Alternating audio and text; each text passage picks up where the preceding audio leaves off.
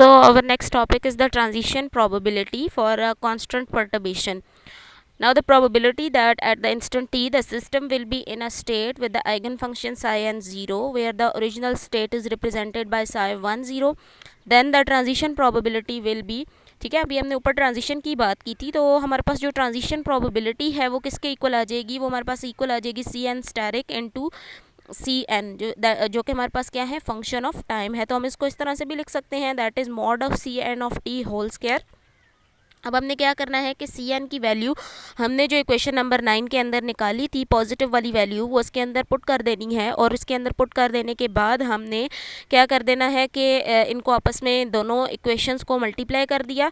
Multiply करने के बाद हमारे पास 4 टर्म्स आ जाएंगी, इस ये 1 और ये 1 2 हो जाएगा, और यहाँ पर ये दोनों चीज़ें एज इट इज़ रहेंगी, और एच एन 1 1 का होल स्क्वायर ही हमारे पास रहेगा। ठीक है, इसको अभी हमने नहीं छेड़ना।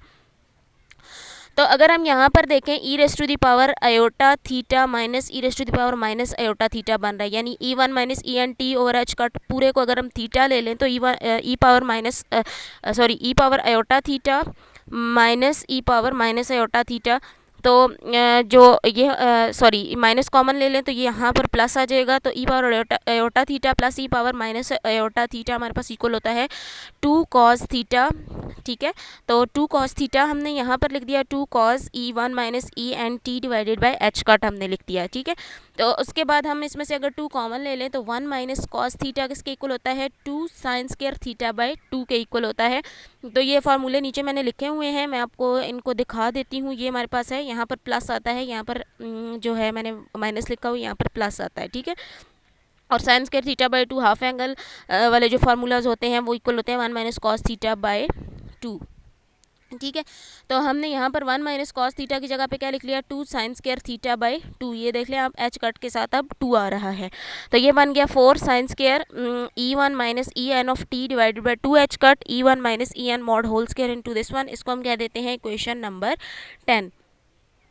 अब हमारे पास जो नेक्स्ट है वो क्या है, नेक्स्ट टॉपिक है जो वो है transition probability to a continuous spectrum और probability of an atom making transition from K state to M state under the time dependent perturbation. ठीक है, अब हमने देखना है कि के स्टेट से एम स्टेट तक जो परटर्बेशन हो रही है, ठीक है, जो ट्रांजिशन हो रही है वो under the time dependent perturbation है, और हमने उसकी प्रोबेबिलिटी जो है उस एटम की फाइंड आउट करनी है, या फिर हमने क्या करना है, प्रूव करना है P M K of T equal to 1 over H cut square minus infinity to infinity H M K 1 e power iota omega T into D tau mod whole square. तो अकॉर्डिंग टू इक्वेशन 8 हमें क्या कह रही थी, minus H cut over iota summation N partial by partial T E C N equal to e raise to the power minus iota over H cut E one minus E N into T H one N one one mod. अब हमने क्या करना है, इस को integrate कर देना है माइनस इन्फिनिटी से प्लस इन्फिनिटी तक। तो माइनस इन्फिनिटी से प्लस इन्फिनिटी तक इंटीग्रेट कर दिया, और अगर हम ये कहते हैं कि इफ़ के इक्वल टू 1 और m इक्वल टू n, तो जहाँ जहाँ पर n है वहाँ पर m लगा देना है। ठीक है, और जहाँ जहाँ पर k है वहाँ पर हमने क्या कर देना है, 1 कर देना है। 1 है वहाँ पर k लगा देना है। ठीक है, 1 की जगह पे k लगा दिया, यहाँ भी हमने 1 की जगह पे k लगा दिया। तो नेक्स्ट हमारे पास क्या ये बन जाता है, हमारे पास ये इंटीग्रल इस तरह से बन गया, तो minus H cut over iota summation, और ये है हमारे पास डी टी से कैंसिल हो गया, ये इंटीग्रल से कैंसिल हो गया, तो सिर्फ समेशन एम बच गया। अच्छा, उसके बाद हमारे पास क्या आया, यहाँ पर हमारे पास ये चीज़ बची है इंटीग्रल ऑफ डी टाउ।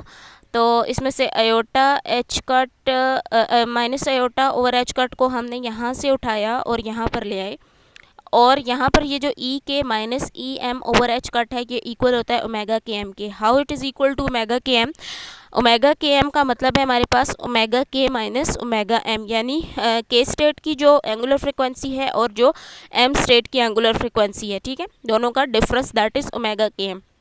तो एनर्जी किसके इक्वल होती है, एनर्जी इक्वल होती है एच कट ओमेगा के।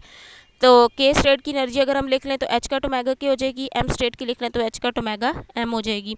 यहाँ से अगर हम ओमेगा के की वैल्यू निकालें वो होती है E K over H cut, और ओमेगा एम की वैल्यू निकालें वो आती है E M over H cut. तो दोनों को हमने लिख लिया और दोनों इक्वल आ गए E K minus E M over H cut. तो E K minus E M over H cut की जगह पर हमने क्या लगा देना है, ओमेगा के एम लगा देना है। तो हमने यहाँ पर ओमेगा के एम लगा दिया into T. Probability is defined as that is the probability of finding the atom making transition from K state to M state is summation C M C M mod square या C M asterisk into C N asterisk. तो C M हमारे पास ये आ गया. C M का mod square हम ले लेंगे. मॉड स्केयर लेने के बाद हमारे पास P M K of T equal आ जाएगी माइनस एयोटा स्केयर बन गया. एयोटा स्केयर -1 होता है. -1 into -1 + 1 1 over H cut square. और इस इंटीग्रल को आपने एज अ इंटीग्रल ही रखे रहने देना है. और यही चीज़ हमने प्रूव करनी थी जो हमने ऊपर क्वेश्चन में मेंशन की थी कि हमने ये चीज़ प्रूव करनी है. तो ये हमारे पास प्रोबेबिलिटी है for the transition to a continuous spectrum. चीज़ है हमारे पास, नेक्स्ट चीज़ है टोटल ट्रांजिशन प्रोबेबिलिटी. तो हम ये क्या कहते हैं कि since in this case energy varies continuously. ठीक है. सो हम क्या करें कि फाइनल एनर्जी पुट करने के बजाय हम सिंपली उसको ई एन पुट करने के बजाय हम क्या लिखते हैं, ई लिख दें. तो हमने अब डिफाइन करनी है एनर्जी फाइनल स्टेट की, जो कि number of final energy eigen state है. तो हमारे पास जो रो होगा वो इक्वल आ जाएगा rho of E equal to D N E over D E.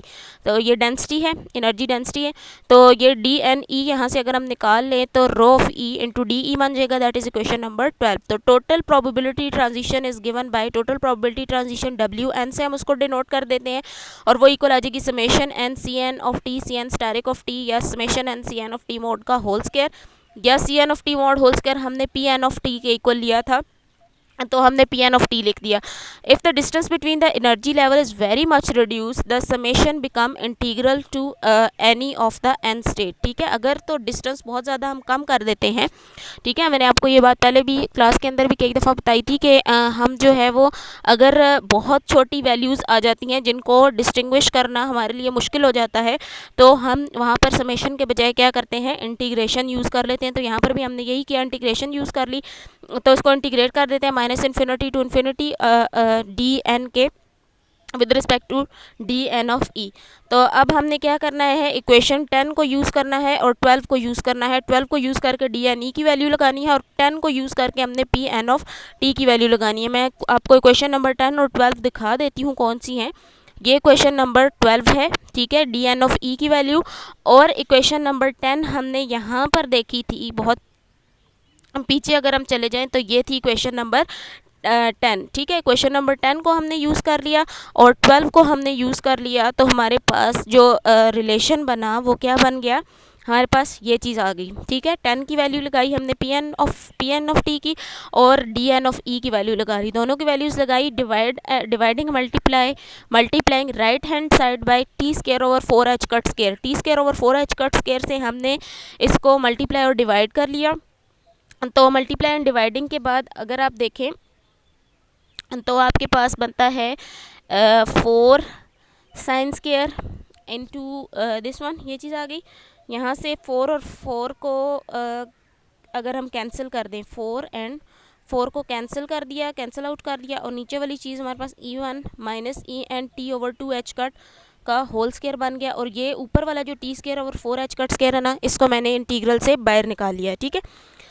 तो अब अगर देखो ऊपर आपके पास ये पूरी चीज़ क्या बन रही है, सॉरी यहाँ तक साइन के साथ जो है E1 माइनस ई N into T over 2h cut. और नीचे भी हमारे पास आ रहा है E1 माइनस ई N T over 2h cut. दोनों का स्केयर है. ठीक है. तो sine theta over theta according to the sandwich theorem equal to 1 हो जाता है.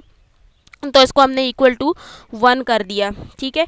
तो यहाँ पर इन्होंने क्या किया हुआ है कि ई एन की जगह पर ई लिया हुआ है. तो E1 minus E into T over 2h cut को उसने जीटा ले लिया. ठीक है. वो पूरा आपको थीटा या जीटा लेके आपने कैलकुलेट करना है. तो E1 minus E equal to 2h over T into zeta आ जाएगा. तो डिफ्रेंशिएट कर देना है आपने इसको with respect to zeta and keeping E1 constant. तो विद रिस्पेक्ट टू जीटा आपने इसको इंटीग्रेट कर दिया. तो यहाँ पर आ जाएगा minus D E 2h cut over T into D जाए या डी जीटा.